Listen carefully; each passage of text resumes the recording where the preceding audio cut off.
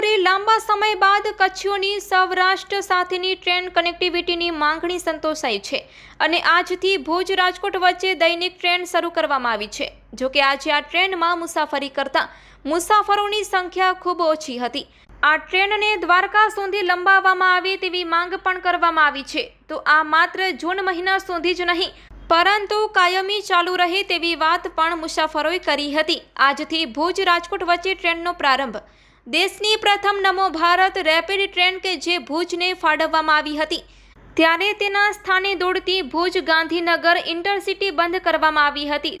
ત્યારે આ રેક ભુજ રાજકોટ વચ્ચે દોડાવવાનું નક્કી કરવામાં આવ્યું હતું અને ઓગસ્ટ 2024માં પ્રસ્તાવિત શિડ્યુલ અને સપ્ટેમ્બરમાં ગતિવિધિ નક્કી થયા બાદ આખરે આજથી આ ટ્રેનનો સત્તાવાર રીતે પ્રારંભ થયો છે। સવારે ભુજથી તો બપોરે રાજકોટથી ઉપડશે ટ્રેન।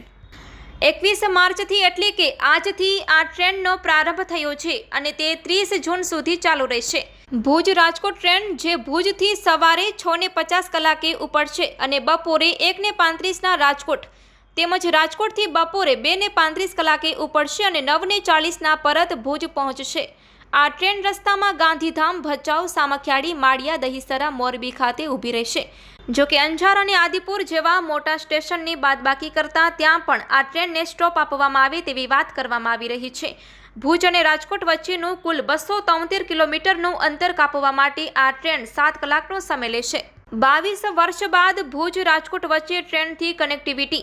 રેલવેના અમદાવાદ ડિવિઝન હેઠળ સંચાલિત થનારી આ ટ્રેનનું પ્રાથમિક મેન્ટેનન્સ ભુજ અને એક્ઝામિનેશન રાજકોટ સ્ટેશન ખાતે કરવામાં આવશે। આ ટ્રેન ઇલેક્ટ્રિક એન્જિન સાથે દોડશે અને ઉલ્લેખનીય છે કે ભુજ રાજકોટ વચ્ચે વર્ષ 2003 આસપાસ આનંદ એક્સપ્રેસ દોડતી હતી ત્યારે 22 વર્ષ બાદ ફરી ભુજ અને રાજકોટ વચ્ચે કનેક્ટિવિટી આવી છે જેની પાછળ કચ્છના સાંસદ વિનોદ ચાવડા તેમજ અનેક લોકોની રજૂઆત છે।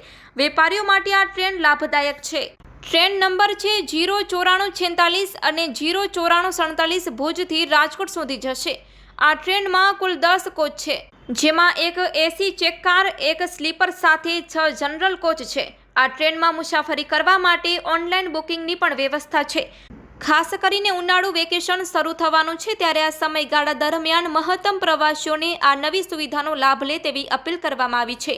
તો રાજકોટ અને ભુજ વચ્ચે વર્ષોથી બિઝનેસમાં સંબંધો રહ્યા છે ત્યારે વેપારીઓ માટે પણ આ ટ્રેન લાભદાયક રહેશે। 115 રૂપિયામાં મુસાફરી છે। આજથી ભુજ રાજકોટ વચ્ચે દૈનિક ટ્રેન શરૂ કરવામાં આવી છે ત્યારે મહત્વની વાત એ છે કે આ ટ્રેનનું ભાડું સામાન્ય વર્ગને પરવડે તેવું રાખવામાં આવ્યું છે જેમાં જનરલ ક્લાસમાં ₹115, સેકન્ડ ક્લાસ સિટિંગમાં ₹125 અને એસી ચેરકારમાં ₹535 જેટલું ભાડું રાખવામાં આવ્યું છે। જ્યારે હાલમાં ભુજ રાજકોટ વચ્ચે ચાલતી એસટીની સાદી બસમાં સિટિંગનું અંદાજિત ભાડું ₹200 અને વોલ્વો બસમાં ₹600 જેટલું છે। પ્રારંભિક તબક્કામાં 30 જૂન સુધી ટ્રેન સેવા છે। ભુજ રાજકોટ વચ્ચેની આ સ્પેશિયલ ટ્રેન હોવાથી પ્રારંભિક તબક્કામાં 30 જૂન સુધી રેલવેના અમદાવાદ મંડળ દ્વારા આ ટ્રેનનું સંચાલન કરવામાં આવશે। પ્રવાસીઓની સંખ્યાના આધારે તેનું સંચાલન થશે। સામાન્ય રીતે એસટી બસમાં ભુજ રાજકોટ વચ્ચેની મુસાફરી દરમિયાન 6 કલાક જેટલો સમય લાગતો હોય છે જ્યારે ટ્રેનમાં પોણા 7 કલાક જેટલો સમય થાય છે। ત્યારે જો આ ટ્રેનની ગતિ વધારવામાં આવે અને ઓછા સમયમાં ભુજથી રાજકોટ મુસાફરોને પહોંચાડવામાં આવે તો મુસાફરનો સમય બચે તેમ છે। ભુજથી રાજકોટની જે ટ્રેન ચાલુ કરવામાં આવી છે જે બહુ ખુશીની વાત છે। આ ટ્રેન જૂન સુધી ચાલશે સ્પેશિયલ ટ્રેન તરીકે। પછી ટ્રાફિકને હિસાબે અને જે રીતે આમાં ઓક્યુપન્સી મળશે એ હિસાબે રેગ્યુલર કરવામાં આવશે એવી હૈયાધારણ અમને રેલવે ડિપાર્ટમેન્ટે આપી છે જે ખુશીની વાત છે। પરંતુ અમારી જે માંગણી છે એ દ્વારકા સુધી લંબાવવામાં આવે। સોમનાથ, દ્વારકા જે આજે યાત્રાના સ્થળે લોકો જાય છે એમાં ટ્રાફિકમાં બહુ જ વધારો થશે એવી અમને આશા છે અને આનો ટાઈમ પણ થોડોક ઓછો થાય એના માટે અમે પ્રયત્ન કરશું કે કઈ રીતે આ ટેકનિકલ વિષય છે રેલવેનો એમાં જો ટાઈમ ઓછો થઈ જાય તો ભુજથી રાજકોટની પણ ટ્રેન ફૂલ જવાની આશા છે। આજે 70 પેસેન્જર લગભગ લોકલમાં ગયા જનરલ કોચમાં અને 20 થી 25 રિઝર્વેશનથી ગયા છે। આજે કચ્છ માટે ખૂબ જ આનંદની ઘડી છે કારણ કે સૌરાષ્ટ્રને જોડતી, કચ્છને સૌરાષ્ટ્રને જોડતી આજે ભુજ રાજકોટ ટ્રેન શરૂ કરવામાં આવી છે. આ આપણા લોકલાડીલા સાંસદ શ્રી વિનોદભાઈ ચાવડાની લાંબા સમયની રજૂઆત હતી અને લાંબા સમયથી તેઓ રજૂઆત કરતા આવ્યા હતા. આજે જ્યારે આ ટ્રેન મળી છે ત્યારે કચ્છવાસીઓને ખૂબ જ આનંદ છે.